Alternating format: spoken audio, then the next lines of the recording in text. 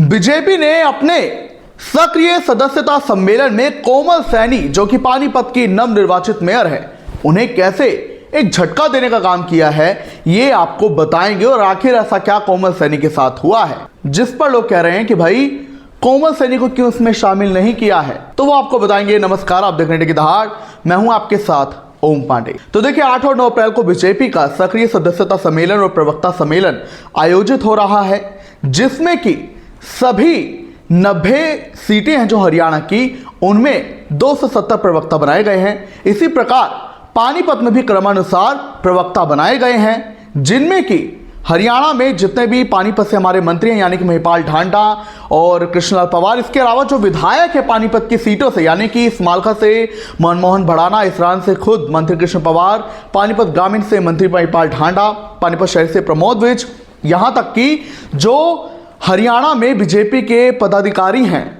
संगठन में, उन तक को उनके गृह जिले पानीपत से जिम्मेदारी दी गई है, जिनमें कि गजेंद्र सलूजा हैं, अर्चना गुप्ता हैं और भी कई नेता हैं, और पूर्व मेयर अवनीत कौर को भी जिम्मेदारी दी गई है। मगर इसी प्रवक्ता सम्मेलन में कोमल सैनी को जिम्मेदारी नहीं दी गई है, उन्हें प्रवक्ता नहीं बनाया गया है। और ये एक झटका देने का काम बीजेपी ने किया है, क्योंकि ये जो सूची आई है प्रवक्ता सम्मेलन के लिए, जो 90 विधानसभा में सभी प्रवक्ता लगाए गए हैं, उस हिसाब से कोमल सैनी का पानीपत की 4 सीटों में किसी भी सीट पर नाम नहीं है।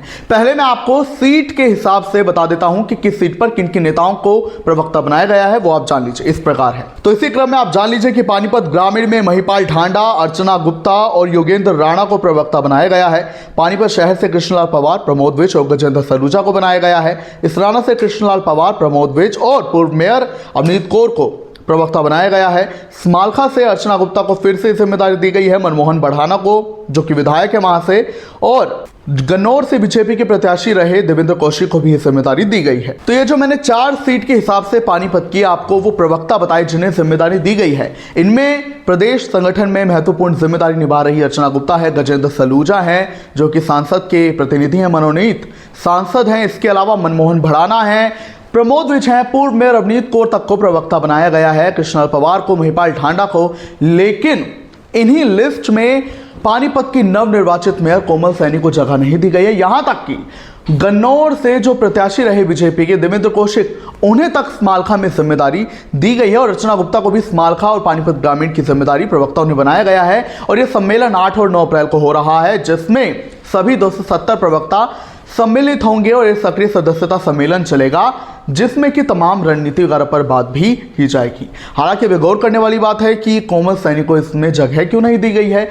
और इस पर अब जो है राजनीति भी शुरू हो रही है। कई सवाल जवाब भी, कई बयान भी अब जो हैं लोगों ने दिए हैं। लोग भी ये कह रहे हैं कि ये बात समझ में नहीं आ रही है कि कोमल सैनी को आखिर जगह क्यों नहीं दी गई है। कि अगर ये माना जाए कि बीजेपी उन नेताओं को इस लिस्ट में लाई है जिन्हें की टिकट नहीं मिला, या किसी वर्ष वो चुनाव हार गए, इस वजह से उन्हें आगे किया गया है, लेकिन ऐसा तो नहीं है, क्योंकि मंत्री तक को जिम्मेदारी मिली है। और अर्चना गुप्ता, कृष्णलाल पंवार को तो 2-2 जगह की जिम्मेदारी दी गई है, प्रमोद विज को भी, लेकिन इनमें एक भी जगह कोमल सैनी का नाम जो है वो नहीं है।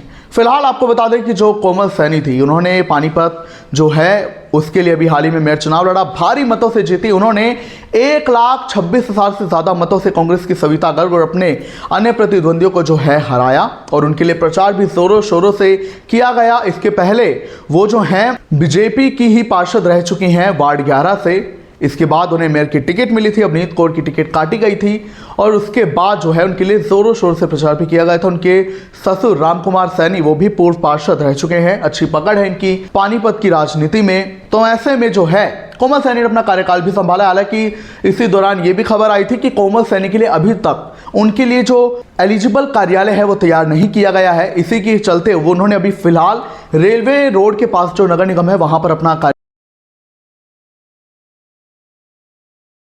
संभाला है। हालांकि एक नया कार्यालय जल्द तैयार किया जाएगा नगर निगम के लिए, जो फिर बाद में अभी तैयार हो रहा है, उसे बाद में कोमल सैनी जो है ग्रहण करेंगी।